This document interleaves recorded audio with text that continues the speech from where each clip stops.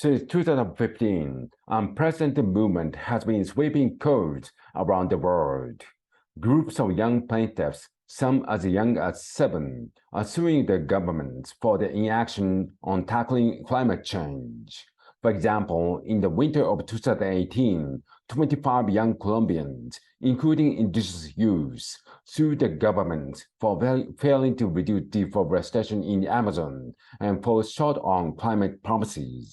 This suit, as well as others, argued that destructive environmental policies put the plaintiffs' current and future lives at risk.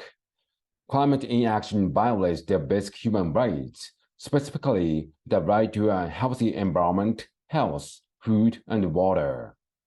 But what do human rights have to do with the environment? Do you have the right to breathe clean air, to live in the world of the rhino, polar bear, and the lima leaf frogs? What about the rights to mangroves and coral reefs?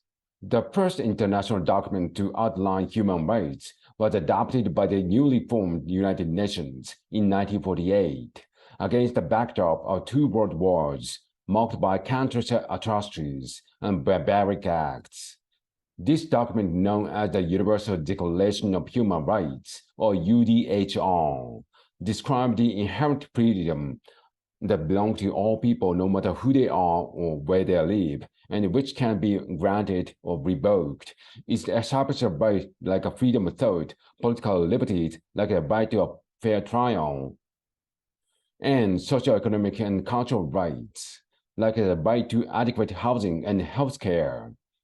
While the UDHR itself is non-binding, its formation gave people an international recognized set of ethics and standards, and laid the foundation for human rights law. And since 1948, these liberties have been moving into international treaties, constitutions, and laws, meaning that countries have opted to uphold and protect them. As a result, countless individual human rights struggles and movements are being granted legitimacy and legal basis for pursuing justice. The UDHR makes no mention of nature, biodiversity, or climate. These rights instead first took hold at a national level.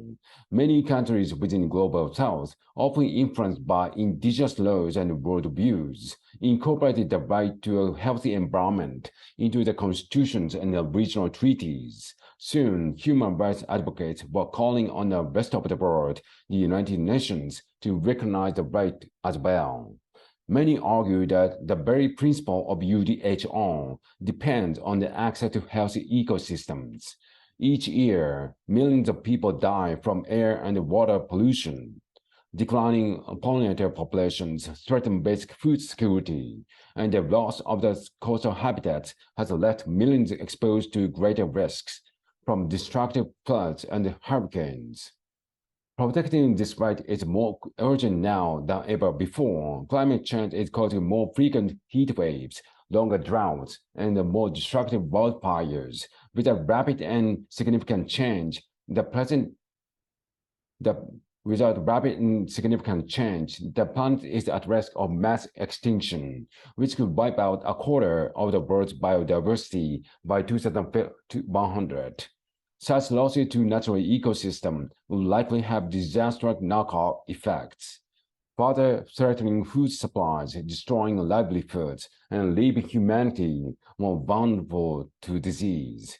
Thankfully, momentum is building. Today, over 150 countries and jurisdictions have enshrined the right to healthy environment into national legislation. On April 1st, 2018, the Colombian Supreme Court ruled in favor of young plaintiffs, finding the government was legally obliged to reduce deforestation and greenhouse gas emissions in order to protect the rights of present and future generations. This case and similar historic wins by young people in the court of Netherlands, Germany, and the US has inspired others to take up the cause. As of the summer of 2023, a wave of more than 2,000 human rights-based environmental cases have been filed across the globe, and this number is likely to grow. In 2022, an overwhelming majority of UN General Assembly states came together to keep human rights aligned to a changing world by recognizing the right to clean, healthy, and sustainable environment. It will take unprecedented global cooperation. It will take unprecedented global cooperation to reduce greenhouse gas emissions, stop deforestation, and keep our waterways clean. These court cases are a powerful first step to hold governments accountable and to give future generations a better chance to breathe clean air, to live in a world with